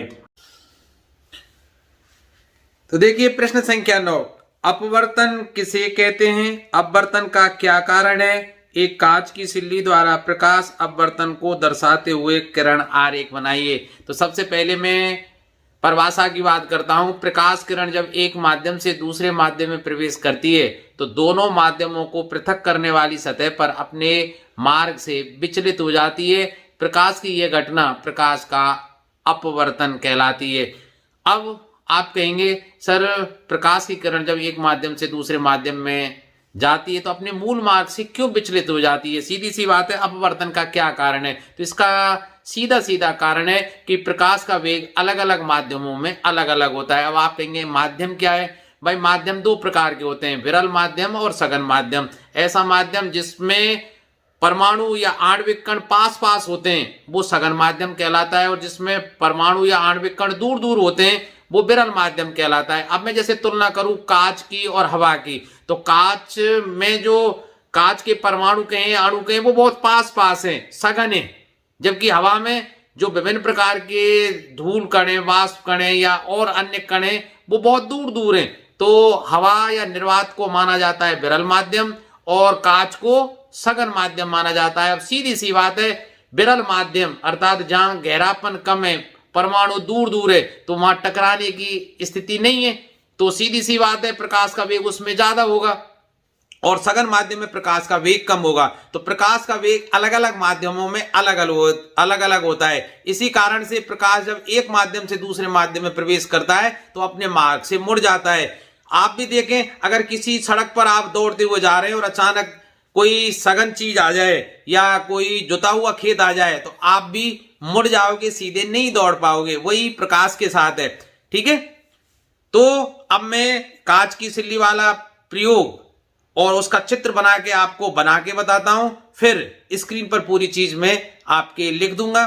तो देखिए, एक आयताकार कांच की सिल्ली लेते हैं भाई। इसके लिए चित्र बनाने के लिए मैं आयताकार कांच की सिल्ली लेता हूं भाई।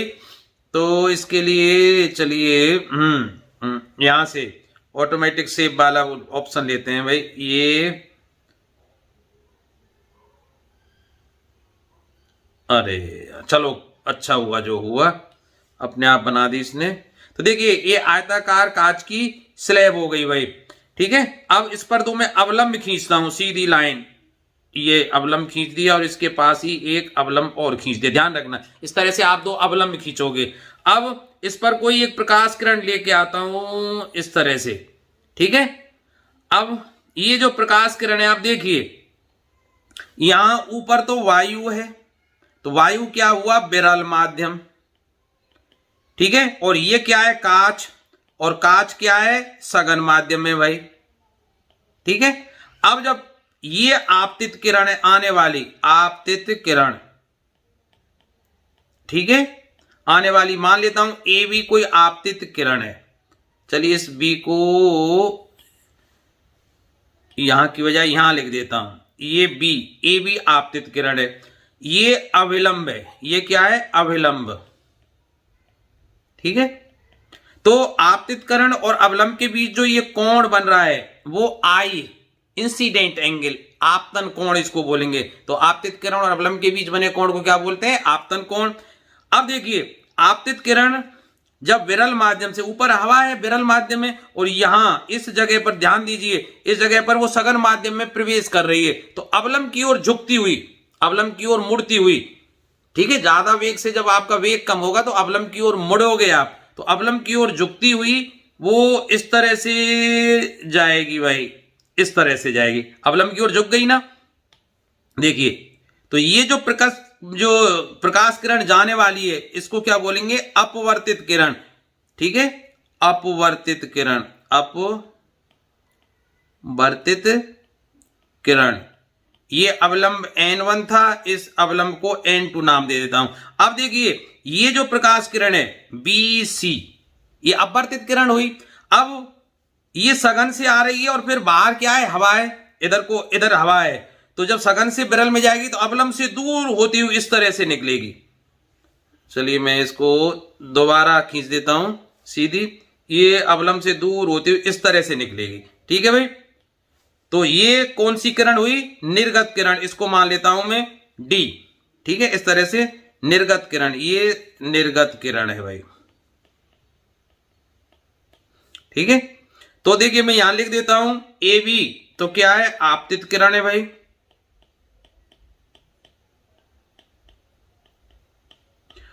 और BC अपवर्तित किरण है।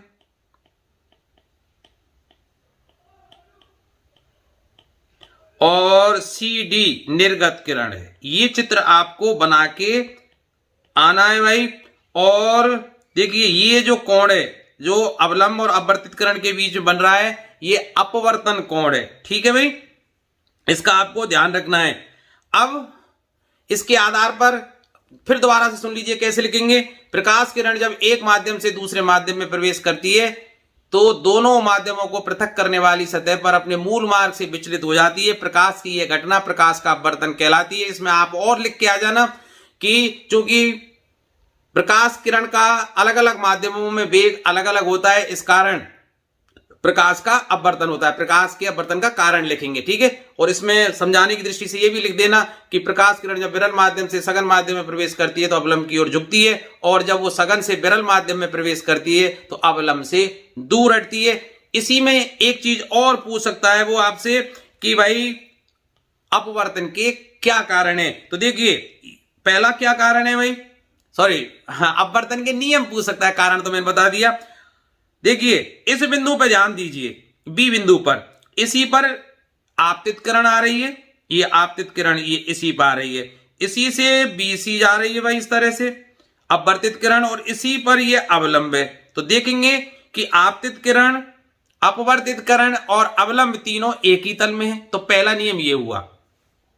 ये मैंने देखिए चित्र बना के रखा था। ठीक है, इसके स्क्रीनशॉट ले लेना, चाहे इसका ले लेना।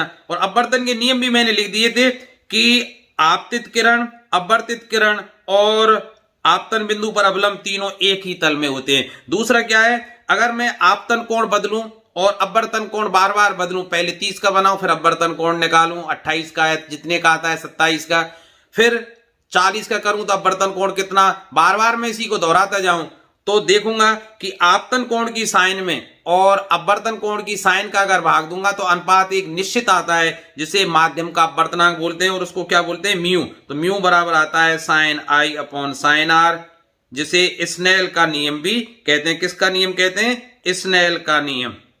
ठीक है भाई, ये अपवर्तन का दूसरा नियम है। तो दूसरा भी लिख दिया है। दूसरा नियम क्या है कि किन्हीं दो माध्यमों के लिए, आप इसको बनी मत लिखना, यहां से लिखना, आपतन कोण की ज्या का मतलब साइन, तो आपतन कोण की ज्या क्या हो जाएगी, साइन आई, और अपवर्तन कोण की ज्या में निश्चित अनुपात बना रहता है, जिसे माध्यम का अपवर्तनांक बोलते हैं। तो सूत्र के रूप में कैसे लिख सकते हैं, sine I upon sine R. ठीक भाई। अब देखिए 10वां प्रश्न देखिए कि किसी दर्पण से प्रतिबिंब का बनना निम्न स्थितियों में किरण आरेख बनाकर समझाना है। कोई दो स्थितियां देगा और उन स्थितियों में आपको किरण आरेख बनाकर समझाना है कि प्रतिबिंब कैसा है, कहां बन रहा है, छोटा है, बड़ा है, सीधा है, उल्टा है। ठीक है, ये आपको समझाना है। 6 स्थितियां होती हैं, उनमें से 2। अब मैंने यहां 2 स्थितियां कौन सी दी हैं, क्या है भाई, जब वस्तु C और F के मध्य हो। C का मतलब वक्रता केंद्र, और वक्रता केंद्र क्या होता है, फोकस दूरी का दोगुना। फोकस दूरी का दोगुना, इसका मतलब C को क्या कह सकते हैं, 2F। तो जब वस्तु कहां हो, F और 2F के मध्य हो या C और F के मध्य हो। और दूसरी कंडीशन क्या है, जब वस्तु दर्पण के ध्रुव और मुख्य फोकस अर्थात F के बीच हो। ठीक है, तो चलिए मैं आपको इन्हें सबसे पहले बनाकर समझाता हूं। अगर अवतल दर्पण से आपको प्रतिबिंब की रचना करनी है तो 2-3 चीजों का ध्यान रखना होगा। तो देखिए मैं बता देता हूं उन नियमों को। भाई मक्खी बहुत परेशान कर रही है। देखिए ये मान लीजिए थोड़ा सा ज्यादा ही भद्दा बन गया भाई। ये मान लीजिए अवतल दर्पण है कोई, ठीक है। अवतल दर्पण की जो बाह्य पॉलिश है या उभरी हुआ भाग कैसा होता है, पॉलिश वाला होता है, सॉरी वो मतलब जिसमें सिल्वर नाइट्रेट की पॉलिश होती है और अंदर का भाग चिकना होता है, परावर्तक क्या सतह होती है, ठीक है, अंदर वाली। अब देखिए मैं एक लाइन खींचता हूं, ये क्या हुई, मुख्य अक्ष, ठीक है, और ये बिंदु P अर्थात दर्पण का ध्रुव है। अब देखिए 3 नियम है, 3 नियमों में से कोई 2 नियम लगाकर आप अवतल दर्पण से प्रतिबिंब की रचना कर सकते हैं। सबसे पहला काम क्या करेंगे, आप इस तरह से बना के 2-2 सेंटीमीटर की दूरी पर पहले पर आप F लिखें और दूसरे पर लिखें C। C क्या होता है, वक्रता केंद्र, जो फोकस दूरी का दोगुना होता है, ठीक है। तो F जितना P से लेकर F है उतना ही PC, तो सीधी सी बात है, यहां 0 P पर 0 मान के और F पर 2 और यहां C पर 4 या C पर 4 2 पर F ऐसे मान लेते, ठीक है, या 0 पर C, F पर 2 और P पर 4, ऐसे 2-2 सेंटीमीटर दूरी पर निशान लगा लिए। अब देखिए पहला नियम क्या है कि जब कोई प्रकाश किरण मुख्य अक्ष के समांतर आती है इस तरह से, तो सीधी सी बात है कि वो दर्पण से परावर्तन के बाद F से होकर गुजरेगी, निश्चित है। अगर कोई मुख्य अक्ष के समांतर आएगी तो वो कहां से होकर गुजरेगी, F से होकर गुजरेगी। इस तरह से आप F से होकर गुजार देंगे उसको भाई, इस तरह से तीर का निशान लगा देंगे। और जो प्रकाश किरण F पर होकर आएगी, अब मैं सीधे बात करूं, अगर कोई प्रकाश किरण F से होकर आ रही है तो इसकी एक विशेषता है भाई, इसका पहले वाले का उल्टा हो गया। कैसे कि अगर F से होकर आ रही है तो दर्पण से ये परावर्तन के पश्चात मुख्य अक्ष के समांतर निकल जाती है, इस तरह से जाएगी भाई, ये इस तरह से निकल जाएगी। अब मैं दूसरे कलर से एक और प्रकाश किरण बनाता हूं।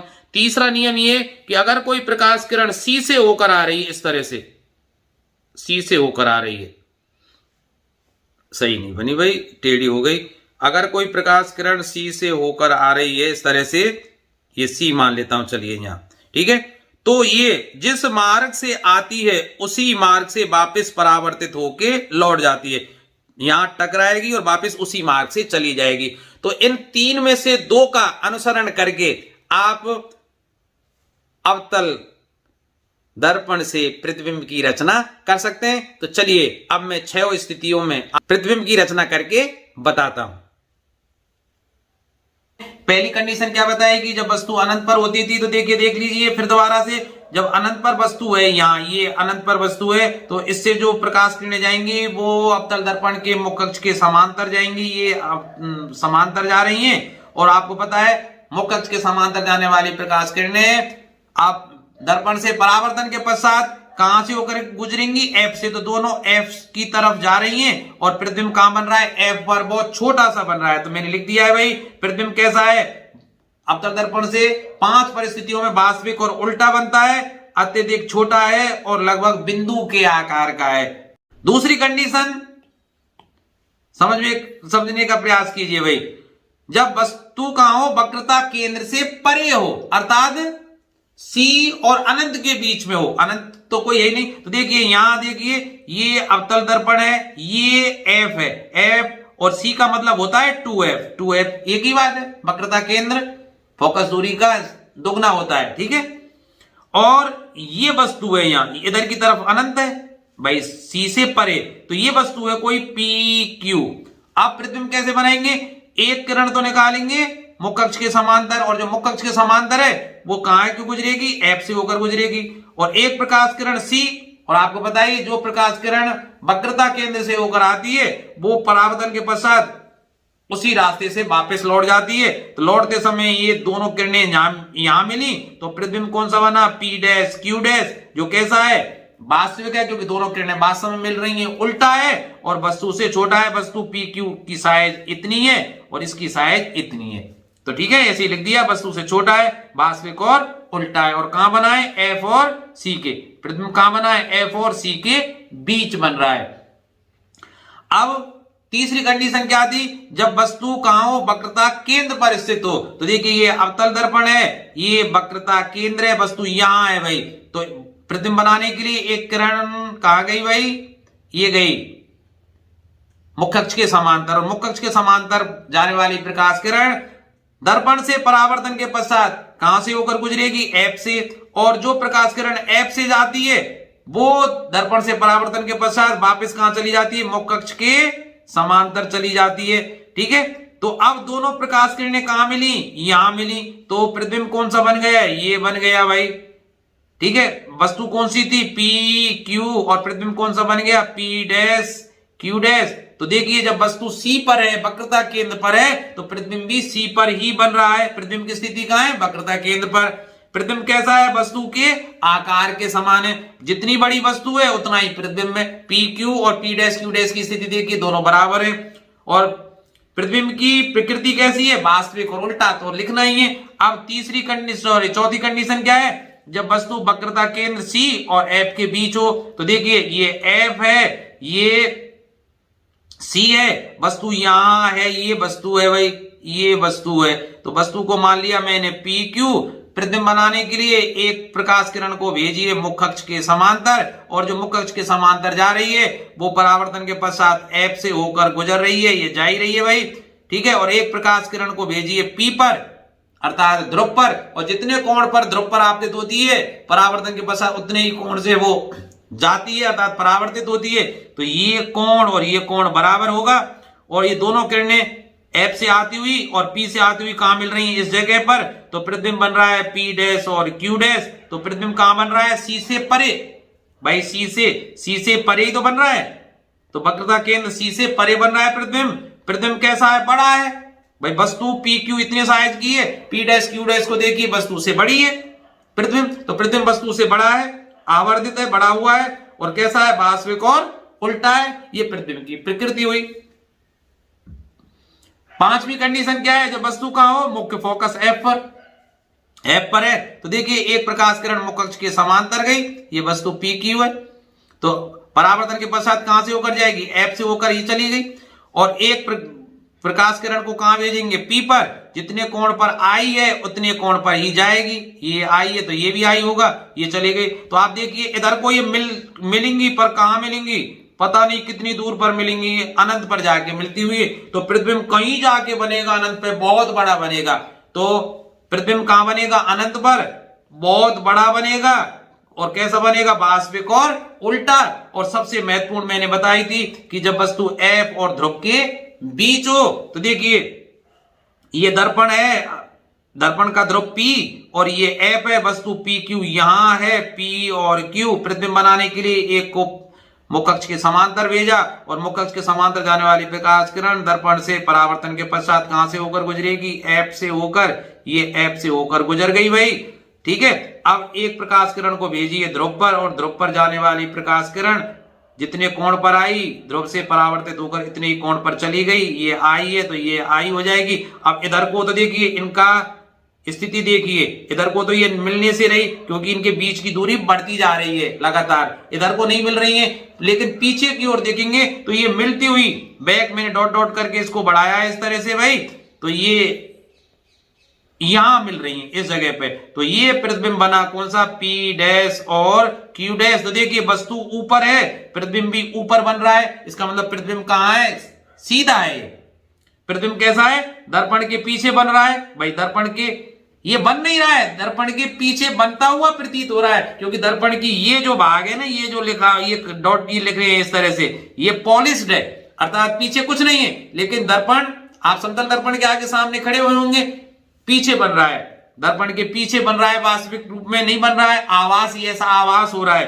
तो और कैसा है? बड़ा हुआ है, और आभासी है और सीधा है, आभासी और सीधा बन रहा है भाई, ठीक है। आशा ये समझ में आ गया होगा। आगे चलते हैं। आहार श्रृंखला से आप क्या समझते हैं? उदाहरण से देख, आहार श्रृंखला के विभिन्न पोषी स्तर का वर्णन करें। आहार जाल और आहार श्रृंखला, ठीक है, किस प्रकार एक दूसरे से भिन्न है? तो देखिए, किसी भी पारिस्थितिक तंत्र में जीवों की वह श्रृंखला जिसमें भोजन के माध्यम से ऊर्जा का प्रवाह होता है, ठीक है, आहार श्रृंखला कहलाती है।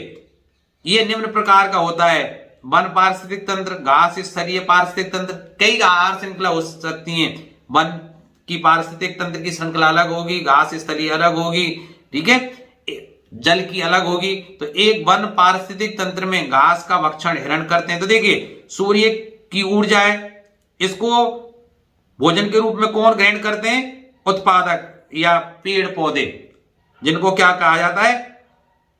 उत्पादक। क्यों कहा जाता है? क्योंकि ये अपना भोजन स्वयं बनाते हैं, ठीक है, सौर ऊर्जा का सीधे उपयोग करते हैं भोजन बनाने के लिए प्रकाश संश्लेषण क्रिया द्वारा। अब इन उत्पादकों को भोजन के रूप में जो सबसे पहले ग्रहण करेगा वो प्राथमिक उपभोक्ता है। इसको कौन ग्रहण कर रहा है? हिरण कर रहा है। तो हिरण क्या है? शाकाहारी है, क्योंकि शाक को खा रहा है, ठीक है। तो ये कौन सा है? हिरण कौन सा है? प्राथमिक उपभोक्ता, प्राथमिक उपभोक्ता है भाई। अब हिरण को दूसरा कोई व्यक्ति है, या तो व्यक्ति खा सकता है या बाघ खा सकता है, ये कौन सा है? द्वितीयक उपभोक्ता है भाई, ठीक है। तो उत्पादकों से या वनस्पतियों से तो भोजन की आवश्यकता की पूर्ति आहार की किसने की? हिरण की। हिरण से आहार की पूर्ति किसने की? बाघ ने।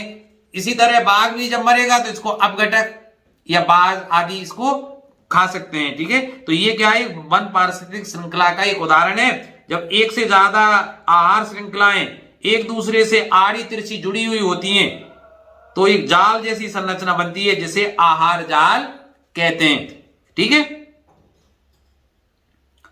अब 12वां प्रश्न देखिए, ऐसी धातु का उदाहरण दीजिए जो, ऐसी धातु का उदाहरण दीजिए जो कमरे के ताप पर द्रव होता है। ऐसी धातु कौन सी है? पारा, Hg, पारा, जिसको मरकरी भी बोलते हैं, ठीक है। चाकू से आसानी से काटा जा सकता है। कुछ धातुएं बहुत नरम होती हैं, जैसे सोडियम है, पोटेशियम है, सीजियम है, गैलियम है, ठीक है। Potassium, sorry, sodium, potassium, caesium और गैलियम, ये दोनों कैसी हैं? नर्म धातुएं, इनको आसानी से काटा जा सकता है। ऊष्मा का सबसे अच्छा चालक, ऊष्मा की सबसे अच्छी जो चालक दो धातु हैं भाई, तीन कह सकते हैं। सबसे अच्छी कॉपर और तुम्हें चांदी जिसको बोलेंगे, और सोने को भी हम ऊष्मा का चालक मान सकते हैं भाई। ऊष्मा के सबसे अच्छे चालक कौन सी है? चांदी Ag, सिल्वर जिसको बोलते हैं, और कॉपर, ठीक है, Cu। ऊष्मा का कुचालक मरकरी Hg, पारा Pb, ठीक है। तो मरकरी और लेड ऊष्मा के कुचालक हैं। अब 13वां प्रश्न देखते हैं, वायवीय तथा अवायवीय श्वसन में क्या अंतर है? कुछ जीवों के नाम लिखिए जिनमें अवायवीय श्वसन होता है। तो देखिए, वायवीय और अवायवीय श्वसन को मैंने तालिकाबद्ध कर दिया है, आप पढ़ लीजिए, क्योंकि देखो ज्यादा समझाने वाले प्रश्न है उनको ही मैं ढंग से समझा रहा हूं, बाकी के आप फटाफट देखते चलिए। इसमें वायवीय ऑक्सीजन में क्या होती है, सॉरी वायवीय श्वसन में क्या होता है? ऑक्सीजन की जरूरत होती है। अवायवीय श्वसन में ऑक्सीजन की आवश्यकता नहीं होती है। नंबर 2, वायवीय श्वसन में क्या है? कोश का द्रव्य और माइटोकॉन्ड्रिया में होता है। तो ध्यान रखना, वायवीय श्वसन कहां होता है? कोश का द्रव्य और माइटोकॉन्ड्रिया में होता है, जबकि अवायवीय श्वसन केवल कोश का द्रव्य में होती है। ध्यान रखना, वायवीय श्वसन दोनों होता है, कोश का द्रव्य और माइटोकॉन्ड्रिया में, जबकि अवायवीय श्वसन केवल कोश का द्रव्य में होता है, माइटोकॉन्ड्रिया में नहीं होता है। वायवीय श्वसन में अंतिम जो उत्पाद है, अंतिम उत्पाद, ये उपाय नहीं है, उत्पाद CO2 तथा जल होते हैं, ठीक है। वायवीय श्वसन में अंतिम उत्पाद क्या बनेगा? CO2 और जल होगा, जबकि अवायवीय श्वसन में अंतिम उत्पाद एथिल एल्कोहल तथा कार्बन डाइऑक्साइड है। यहां कार्बन डाइऑक्साइड और जल, कार्बन डाइऑक्साइड तो दोनों में, चाहे वायवीय हो चाहे अवायवीय हो, लेकिन यहां वायवीय में तो जल है और यहां एथाइल एल्कोहल या एथिल एल्कोहल बनता है, ठीक है। वायवीय श्वसन में यह क्रिया सभी जीवधारियों में पाई जाती है। वायवीय श्वसन तो हम इनहेल करते हैं ऑक्सीजन, एक्सहेल करते हैं कार्बन डाइऑक्साइड, जबकि अवायवीय श्वसन की जो क्रिया है केवल कुछ ही जीवधारियों में पाई जाती है। अब 14वां प्रश्न देखते हैं भाई। देखिए 14वें प्रश्न में आपको या तो फ्लेमिंग का वाम हस्त नियम आ सकता है, या दक्षिण हस्त नियम, या दक्षिण अंगुष्ठ नियम आ सकता है। तो देखिए फ्लेमिंग का वाम हस्त नियम क्या है? यदि हम बाएं हाथ के अंगूठे, तर्जनी और मध्यमा उंगलियों को इस प्रकार फैलाएं कि वे परस्पर समकोण बनाएं, तो तर्जनी चुंबकीय क्षेत्र को निर्दिष्ट करेगी, मध्य अंगुली धारा के प्रवाह की दिशा को बताएगी, और अंगूठा चालक की दिशा। देखिए हालांकि मेरा ये दाहिना हाथ है, पर आपको ये बाएं हाथ दिख रहा होगा। तो यदि हम अपने बाएं हाथ के अंगूठे, तर्जनी और मध्यमा उंगलियों को इस प्रकार फैलाएं, देखिए ध्यान से, कि ये तीनों आपस में समकोण, ये अंगूठा, तर्जनी और मध्यमा, ये तीनों समकोण बना रहे हैं ना, इन दोनों के बीच 90 और इन दोनों के बीच में 90 डिग्री का कोण है, समकोण बना रहे हैं ना। ये तीन चीजें, गति की दिशा, चुंबकीय क्षेत्र और विद्युत धारा, किसी के साथ किसी को लिख देना, क्योंकि ये तीनों आपस में 90 डिग्री का कोण बना रहे हैं, इसमें रटने वाली बात नहीं है। तो लिखना ये जरूर है कि यदि हम बाएं हाथ की 3 उंगलियों अर्थात अंगूठा, तर्जनी और मध्यमा को इस प्रकार फैलाएं कि वो परस्पर 90 डिग्री का कोण बनाए या समकोण बनाए, और यदि इनमें तर्जनी उंगली चुंबकीय क्षेत्र को दिखाए, मध्यमा विद्युत धारा को दिखाए, तो अंगूठा चालक की दिशा को व्यक्त करेगा, चालक की दिशा को व्यक्त करेगा, ठीक है। आप ऐसे व्यक्त कर सकते हैं। वैसे किसी के साथ किसी को भी आप अगर बोल देंगे, लिख देंगे, तो आपका गलत नहीं होगा। बस ये ध्यान रखना है बाएं हाथ की 3 उंगलियां समकोण बना रही हो परस्पर, ठीक है भाई। अब दक्षिण हस्त अंगूठा नियम क्या है कि भाई देखिए, यदि अपने दाहिने हाथ में, ये मेरा दाहिने हाथ में, ठीक है, किसी चालक, ये कोई मान लीजिए चालक है, इसको मैं इस प्रकार पकड़ूं, ये पकड़ लिया, यदि अंगूठा, ये अंगूठा है, यदि किसको दिखाए, धारा की दिशा को दिखाए, तो उंगलियां जिस दिशा में मुड़ रही हैं वो चुंबकीय क्षेत्र की दिशा को दिखा। अब देखिए अगर धारा नीचे की ओर है ना, तो चुंबकीय क्षेत्र की दिशा कहां होगी? इस तरह, जिधर मेरी उंगलियां मुड़ रही हैं। ये क्या कहलाएगा? दक्षिण हस्त अंगुष्ठ नियम, ठीक है। इसका चित्र मैंने बना दिया है, और इसमें इधर मतलब यूं क्लॉकवाइज आपको तीर का निशान बनाना है, इस तरह से, जैसे यहां मैंने बना दिया है ना, ठीक है, ये धारा, ये कोई चालक तार है और ये मैंने पकड़ रखा है, ये धारा की दिशा है, विद्युत धारा की दिशा है, ठीक है, और उंगलियां इस दिशा में मुड़ रही हैं, इस दिशा में मुड़ रही हैं, तो ये चुंबकीय क्षेत्र की दिशा होगी, ये चुंबकीय क्षेत्र की दिशा होगी ये, ठीक है, क्लॉकवाइज आपने देख लिया, ठीक है। अब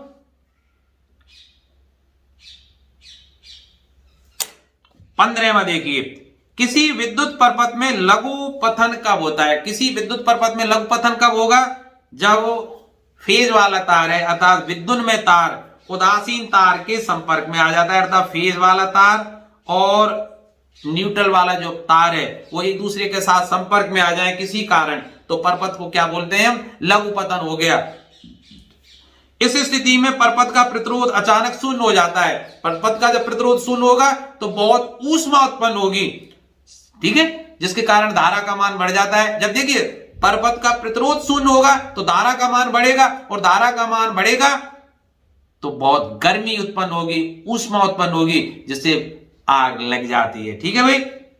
इसी में प्रश्न यह भी पूछ सकता था कि फ्यूज वायर किस प्रकार विद्युत उपकरणों को जलने से बताता है। मैंने लिख दिया है, जब एक विद्युत परपथ विद्युत धारा के अधवार का अनुभव करता है तो फ्यूज तार विद्युत प्रभाव में कारण गर्म हो जाता है। देखिए फ्यूज तार एक अल्प गलनांक वाला तार होता है जिसे मेन परपथ के साथ हम जोड़ते हैं। जैसे ही अतिवारण होता है ना, जैसे ही धारा का मान एक निश्चित मान से ज्यादा होता है तो फ्यूज तार गर्म हो जाता है, क्योंकि उसका गलनांक कम होता है, वो टिन और रांगे का बना होता है, इसलिए तुरंत पिघल जाता है। और जब फ्यूज तार पिघल जाएगा तो धारा अवरुद्ध हो जाएगी, क्योंकि धारा का मार्ग ही अवरुद्ध हो गया, कट हो गया, ठीक है।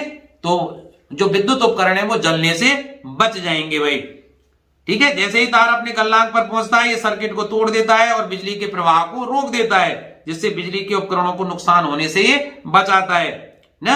और फ्यूज तार की रेटिंग भी जैसे 1 एम्पियर, 2 एम्पियर और 5 एम्पियर तक के आते हैं। आपके घर में कितना लोड है उसके हिसाब से हम फ्यूज तार को लेते हैं भाई। आप इसको ढंग से पढ़ लेना स्क्रीनशॉट लेकर। अब बात करते हैं हम खंडसार की। तो खंडसार की मैं बात करूं उससे पहले मैं लेता हूं 2 मिनट का ब्रेक। हाँ, और तब तक आप कर दीजिए मेरे चैनल को सब्सक्राइब और मित्रों के साथ इस वीडियो को शेयर कर दीजिए। और हाँ, आपको ये वीडियो वास्तव में कैसा लगा ईमानदारी से कमेंट जरूर लिखना है। आपको बुरा लग रहा है बुरा लिखिए, अच्छा लग रहा है अच्छा लिखिए, और गाली देने का मन कर रहा है गाली दे दीजिए, ठीक है। और आप कहां से ये वीडियो देख रहे हैं अपने नाम के साथ जगह का नाम भी लिखें, जिससे मुझे पता तो लग जाए कहां के बच्चे मुझे देख रहे हैं। क्योंकि आपके स्नेह के वशीभूत ही मैं ये वीडियो बनाने का दुस्साहस करता हूं। दुस्साहस इसलिए कि इस उम्र में इतनी मेहनत करनी पड़ती है, वीडियो बनाना आसान नहीं होता है। अगर कोई प्रश्न बना के मुझे दे दे तो मैं उसको समझा दूंगा, लेकिन उनको लिखना, क्योंकि जैसे अब ये प्रश्न आप देख रहे हैं उनके आंसर लिखे हुए हैं। टाइपिंग करना आईपैड पर सबसे कठिन काम है भाई। अगर एंड्रॉयड हो आसानी से हो जाता है, लेकिन बोर्ड, हाँ मैं ये सोच रहा हूं कि मैं गणित वाले जो पेपर है उसको बोर्ड पर पढ़ाऊंगा, क्योंकि उसमें लिखने में आसानी होगी, ठीक है।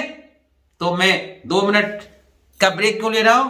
क्योंकि यार मुंह थक गया था, इसलिए अब मैं चाय पी लूं। तो फिर तब तक आप सब्सक्राइब कर दें, बेल आइकन को दबा दें, जिससे नई वीडियो का आपको आवाज होता रहे, मिलते रहे सूचना, ठीक है। तो मिलते हैं छोटे से ब्रेक के बाद।